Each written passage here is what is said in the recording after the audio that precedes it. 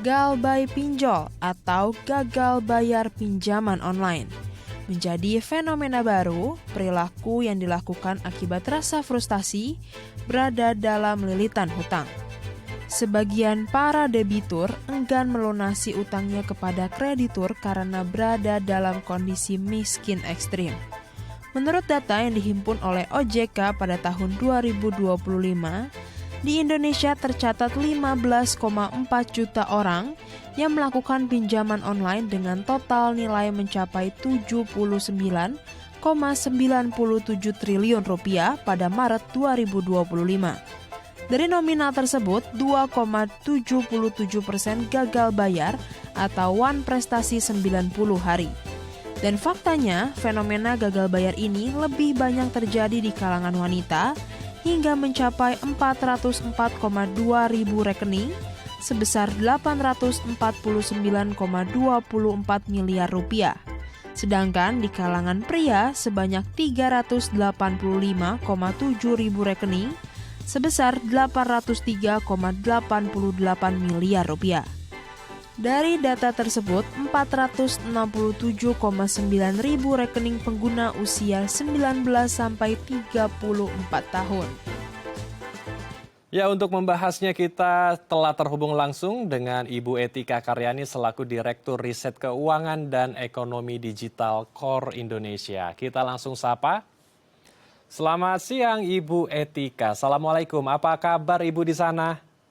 Alhamdulillah baik Pak Andrew. Apa kabar, baik sehat juga Pak Andrew? Alhamdulillah kami di sini juga dalam keadaan yang baik. Kita langsung saja Bu Etika membahas fenomena galbay atau gagal bayar pinjaman online yang lagi rame nih. Bu Etika, kalau Ibu sendiri melihat seperti apa fenomena ini yang terjadi di tengah masyarakat kita?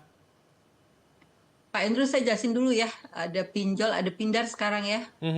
Bahwa pinjol itu singkatan dari pinjaman online, sedangkan pindar adalah singkatan baru yang diusulkan untuk menggantikan pinjol dan merujuk pada pinjaman daring yang legal atau berizin. Artinya pinjol ini berkaitan dengan yang ilegal karena dia tidak masuk dalam layanan pendanaan bersama berbasis teknologi informasi atau disebut sebagai LPBBTI yang terdaftar dan diawasi oleh OJK. Nah, gerakan gagal bayar atau kita sebut kenalnya galbay ya, ini baru-baru ini di media sosial muncul ya, dan sepertinya kayak terencana nih. Jadi pinjol yang galbay ini sangat terencana, yang menyerukan agar peminjam sengaja menunggak cicilan.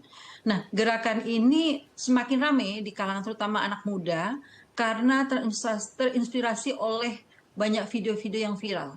Namun sebenarnya kita di Core Indonesia sudah melakukan survei gitu dan kita sudah diseminasi hasil kajian kami di mana salah satunya Asosiasi Fintech atau API dan juga bisa itu hadir di situ dan menegaskan galbay ini justru merugikan konsumen sendiri dan industri resmi khususnya yang resmi ya, yang pindar ya, bukan yang pinjol nih khususnya.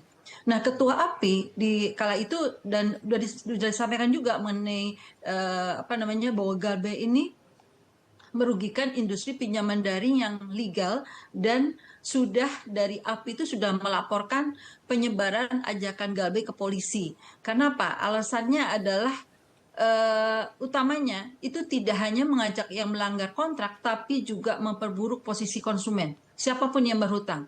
Jadi jika tidak bayar akan tetap dikejar oleh penagih. Nah, dari sisi hukum pun sebenarnya mengikuti gerakan galbay itu juga bisa berisiko. Misalnya terkena dakwaan penipuan. Jadi meskipun galbay lahir sebagai proses sosial terhadap pinjol ilegal, gerakan ini tidak menyelesaikan masalah. Malah pemerintah memperingatkan penganjur supaya bertanggung jawab secara hukum atas ajakan tersebut. Gitu Pak Andrew. Oke, baik, luar biasa. Jadi galbay ini sebagian besar karena pinjol ya, pinjaman online bukan pindar. Kalau pindar ini yang resminya, kalau pinjol adalah yang ilegalnya, begitu ya Bu ya. Lalu betul, yang selama kita survei begitu ya. Oke. Jadi sebagian besar masyarakat yang galbay atau gagal bayar pinjaman online ini mereka memang apakah sedang kesulitan ekonomi karena kita tahu saat ini ekonomi juga penuh dengan ketidakpastian, PHK juga masih masif terjadi di mana-mana, kemudian lapangan kerja juga masih sempit.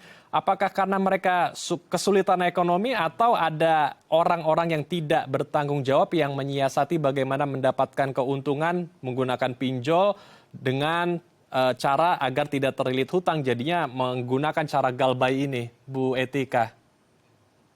Yang disebutkan Pak Andrew itu salah satunya, Pak. Jadi dengan sekarang ekonomi makin sulit, kemudian daya beli lemah, belum juga ditunjang dengan pendapatan masyarakat yang stagnan akibat dari PHK, kemudian mereka masuk ke industri informal ya, itu sebenarnya sebagai makin besar nih. Karena kalau kita lihat dari pemicu ya, pemicu gagal bayar yang khususnya di pinjol ilegal ini pertama mungkin bunga yang sangat tinggi, itu membuat utang itu numpuk. Misalnya kita lihat pernah kasus ya seorang guru honorer yang meminjam dari nggak sampai 5 juta, kurang lebih 3 sampai 7 juta gitu, tapi jumlah tagihan membengkak jadi 206 juta. Ini kan sangat fantastik ya. Ini karena bunga dan denda. Selain itu tadi, penggunaan dana yang tidak produktif itu meningkatkan risiko gagal bayar.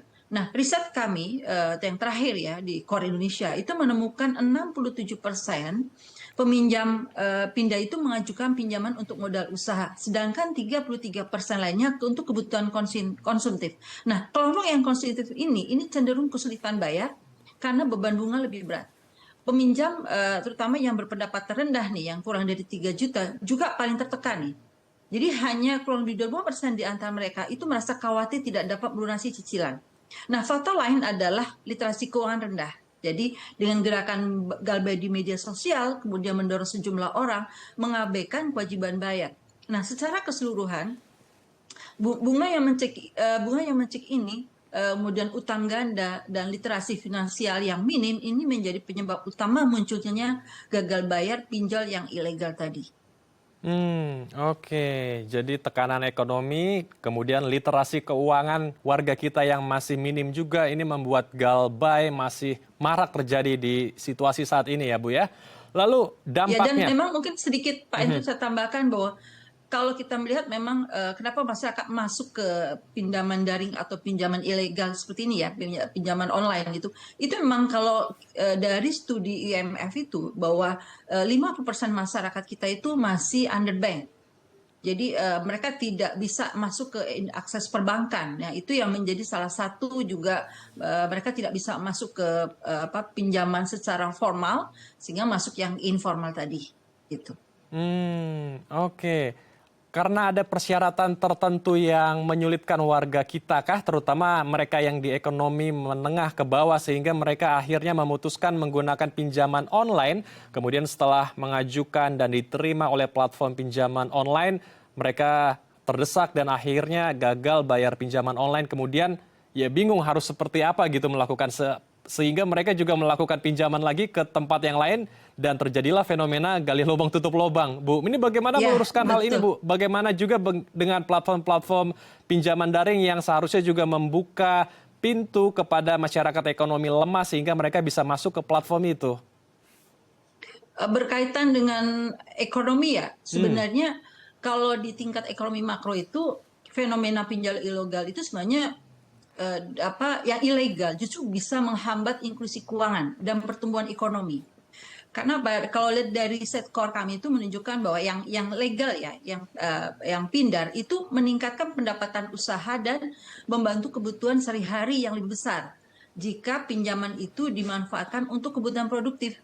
Jadi bisa bayangkan nih Pak Andrew, kalau pinjol apalagi yang tidak digunakan untuk produktif, ini justru akan memperlambat pertumbuhan ekonomi nasional. Jadi daya beli masyarakat justru untuk pembayar bunga yang mencekik tadi gitu ya. Nah, kita lihat juga data OJK saja itu menunjukkan nilai outstanding pindar itu cukup tinggi, sekitar Mei nanti 79 triliun dengan galbay itu 2,77%. Nah, jumlah ini menunjukkan beban finansial yang ditanggung rumah tangga dan menambah ketidakstabilan ekonomi makro. Jadi secara agregat kita bisa mengatakan bahwa angka-angka tersebut itu menandakan ada fenomena gagal bayar pinjol ilegal yang tidak hanya merugikan individu tapi juga mengganggu mengganggu kinerja ekonomi keseluruhan. Jadi bisa dibayangkan kan jumlah kerugian konsumen akibat pinjol yang ilegal itu diperkirakan akan melebihi bahkan sangat besar. Ini akan memperparah kondisi perekonomian kita. Oke, akan membuat sistem perekonomian kita akan memburuk ke depannya jika hal ini tidak diantisipasi. Lalu sebetulnya seperti apa langkah antisipatif yang harus dilakukan pemerintah dalam hal ini adalah Kementerian Komdigi, Bu Etika. Tapi ditahan Bu, kita akan bahas usai jeda ya. Pemirsa, kami akan kembali sesaat lagi, tetaplah di Halo Indonesia.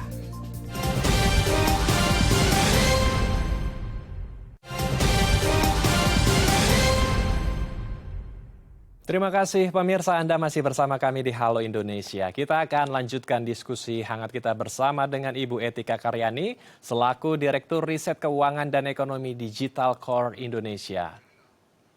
Ibu Etika, sebelum ke pertanyaan saya di segmen sebelumnya, kami ingin mendalami lagi Bu Etika tentang masyarakat kita yang berada di ekonomi lemah, menengah ke bawah terutama, yang mereka tidak bisa mengajukan pinjaman daring yang legal, kemudian mereka beralih ke pinjaman online yang ilegal, yang masif sekali iklannya di mana-mana dan sangat menggiurkan untuk mereka.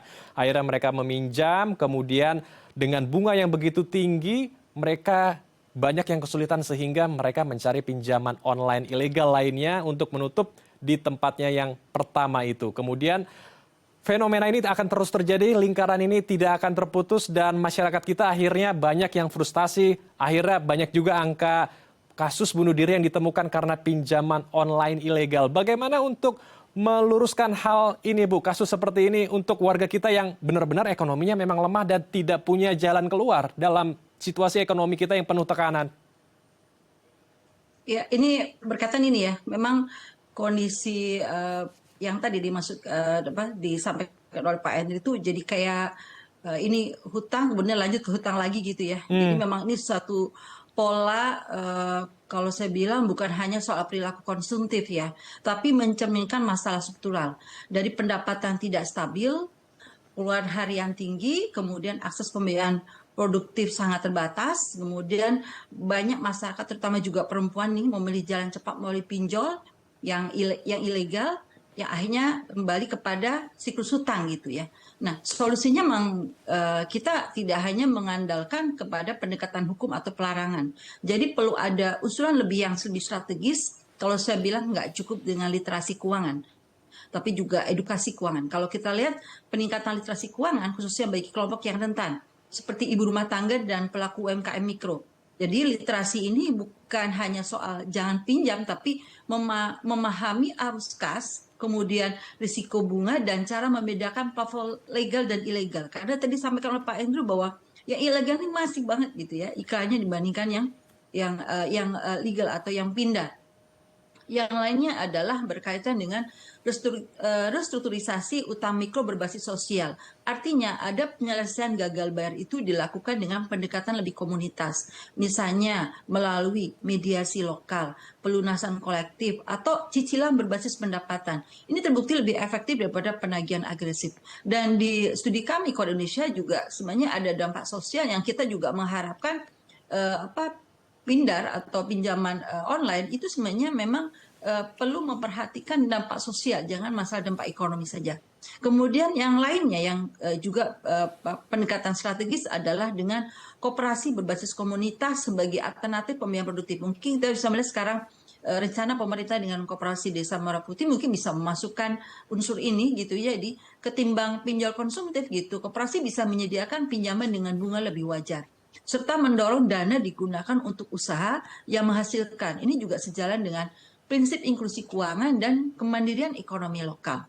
Mungkin itu dari saya yang bisa sampaikan mengenai pendekatan strategis untuk menghadapi tadi jangan sampai gali lubang tutup lubang. Oke.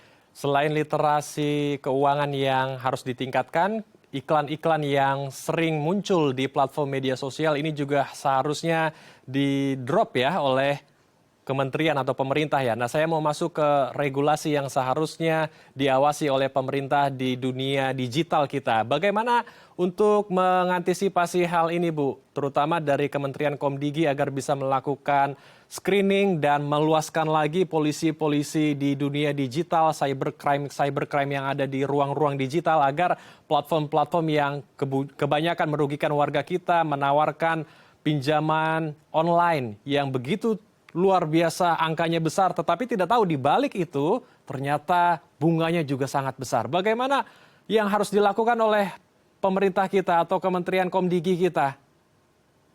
Ya kalau yang saat ini kan sebenarnya Komdigi itu sudah kerjasama dengan OJK ya. Dia sudah memblokir ribuan nomor telepon penagih ilegal dan rekening bank yang yang dipakai oleh si pinjol tanpa izin ini.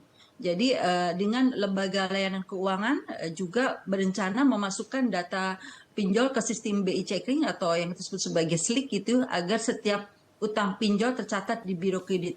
Kemudian dari sisi OJK, walaupun sebenarnya OJK kan lebih kepada pengawasan pindar yang terregistrasi di OJK. Nah, OJK dan beberapa pihak terkait juga sudah mengambil langkah tegas menghadapi si pinjol ilegal tadi, antara lain dengan membentuk Satgas pasti ya pengawasan fintech OJK itu sudah rutin juga memblokir platform ilegal tadi yang tadi bekerja sama dengan Komdigi. Jadi memang sejak akhir 2024 ini udah cukup besar gitu ya. Kemudian kami juga di Core Indonesia kita sudah ada suatu hasil penelitian bahwa memang dari sisi perlindungan konsumen, jadi survei kami itu menunjukkan hanya 50% masyarakat itu merasa sudah ada perlindungan hukum dari pinjol, tapi sisanya yang belum gitu ya. Sehingga memang dari sisanya yang merasa belum merasa dapat perlindungan, itu perlu ada upaya edukasi dan gugatan hukum, misalnya dengan judicial review di MA gitu ya. Ini harus terus didorong. Memang kalau kita lihat, kalau saya sendiri gitu ya diskusi dengan beberapa teman di Core ini bahwa ini sudah ada satgas, sudah ada dari OJK, Komdigi, tapi sepertinya kok belum sampai pada penangkapan gitu ya. Jadi baru sampai pada pengawasan tadi atau memblokir rekening. Jadi memang harus ada tindakan lebih tegas lagi agar menimbulkan efek jerah. Tapi secara keseluruhan sebenarnya penegak hukum, katakanlah ada sanksi pidana atau administrasi bagi pelaku ilegal itu harus diperketat dan kampanye literasi keuangan itu menjadi kunci agar konsumen itu tidak terjebak lagi di pinjol yang ilegal. Begitu Pak Hendro. Oke. Sistem dan aturan hukum harus diperketat, namun literasi keuangan juga harus ditingkatkan. Saya mau memperdalam hal itu karena banyak keluarga kita yang masih minim sekali literasi keuangannya, Bu. Untuk mereka yang sudah terlilit oleh pinjaman online yang ilegal terutama, bagaimana agar mereka bisa keluar dari jerat ini, Bu, dan tidak galbay akhirnya? Karena banyak yang berpikir ketika sudah galbay mereka akan terlepas dari hutang sehingga bisa mendapatkan cuan begitu. Ini kan sebetulnya mindset yang keliru. Ya, betul. Harus ada beberapa tips ya mereka agar untuk mencegah masuk ke jebakan hutang gitu. Jadi memang kuncinya bukan soal masalah besar kecilnya gaji, tapi juga salah satunya mindset dan manajemen. Artinya kita ada beberapa tips gitu ya agar mereka tidak masuk ke jebakan hutang ini. Misalnya katakanlah masyarakat ini perlu buat satu anggaran bulanan yang realistis ini. Catat semua pemasukan dan pengeluaran, bahkan yang misalnya kecil sekalipun seperti langganan streaming atau jajan harian ya. Ini harus harus diperhatikan oleh masyarakat. Kemudian karena 50%, misalnya gini, 5% untuk kebutuhan pokok, misalnya 30% untuk keinginan, 20% ditabung atau dana darurat. Nah, ini kan bisa membantu kita sadar kemana uang yang bocor tadi. Nah, yang lainnya misalnya juga pisahkan rekening belanja dan tabungan. Jadi jangan campur semua uang dalam satu akun. Pisahkan sejak awal agar uang yang ditabung itu tidak tergoda untuk dipakai. Kalau perlu aktifkan auto debit untuk menabung otomatis setiap gajian. Nah, jangan lupa nih, kalau kemarin hasil kajian kita itu yang produktif itu yang dia tidak stres, dia tidak kena dampak sosial, tapi justru bisa meningkatkan pendapatan mereka, terus meningkatkan memenuhi kebutuhan sehari ya, juga membantu untuk meningkat tingkat pendidikan lebih lanjut. Nah, itu yang terjadi. Nah, kemudian Yang terakhir mungkin saya ingin sampaikan adalah belajar hidup dari bawah kemampuan. Gaya hidup jangan mengikuti media sosial ini banyak sekarang karena begitu banyak artis mungkin influencer kemudian mereka ikut seperti influencer. Jadi saya kira gaya hidup ini perlu diperhatikan. Jadi fokus pada kebutuhan bukan pencitraan. Jadi seringkali kebiasaan biar kelihatan kita mampu ini justru membuat kita terjebak hutang. Itu sih. Jadi jangan tunggu sampai harus pinjam uang baru mulai belajar atur keuangan gitu Pak Andrew. Oke, kita harus belajar bersama-sama untuk meningkatkan literasi keuangan kita dan jangan mudah terpancing dengan godaan-godaan di media sosial dan harus Bangun bisa disiplin, ya. Bangun memisahkan. disiplin juga ya. Bangun disiplin, iya betul sekali. Mengatur pos-pos keuangan kita dan mengatur juga hasrat kita untuk berbelanja, mana kebutuhan dan mana keinginan. Terima kasih Ibu Etika telah berbagi insight bersama kami di Halo Indonesia. Semoga diskusi kita hari ini bisa mencerahkan pemirsa di rumah agar tidak galbay atau gagal bayar pinjaman online. Terima kasih Ibu Etika telah bergabung bersama kami di Halo Indonesia. Salam sehat. Terima kasih. Assalamualaikum. Sehat selalu Pak Andrew. Terima kasih. Wabarakatuh. Pemirsa, usai jeda kami akan mengajak Anda melihat pameran seni bertajuk Jakarta on Fire. Bertema Jakarta mulai dari masa kini hingga tempo dulu. Tetap di Halo Indonesia.